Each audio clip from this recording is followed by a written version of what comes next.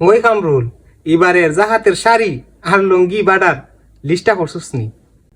আজি সাহেব, এবার চিন্তা করছি শাড়ি আর লুঙ্গি করে দিতাম না, যারই দিই কিছু টাকা পয়সা দিয়ে সাহায্য করিলাম যাতে স্বাবলম্বী হইতে পারে। ধুরু বেড়া, জাহাত দিমু আমি, টেহা দিমু আমি, আর সিদ্ধান্ত বুঝি নিবে তুই। এটা আমি আপনার একটা প্রস্তাব দিলাম আগে আজি সাহেব, যাতে এইভাবে জাকাত দিলে একটা মানুষের কাজও লাগবো। আরে রাত তোর মানুষের খামো লাগা, সামনে আমি করতাম চেয়ারম্যানের নির্বাচন, মানুষে না জানাইয়া যদি আমি জাহাত দেই তাইলে কি আর আমার কোনো কাজে লাগবো নি? আপনি তো খালি আপনার স্বার্থ চিন্তা খান্তা করলেন। আচ্ছা কোন এবার লিস্টটা কিভাবে করতাম?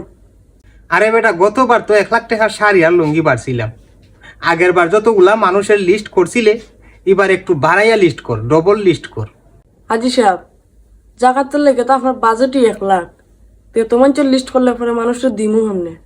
আরে গতবার যে মানুষের শাড়ি আর লুঙ্গি দিছিলাম, এবার তো এর চাইতে আরো পাতলা দিব, দামে হইব কম, দিতে হবে মানুষের বেশি।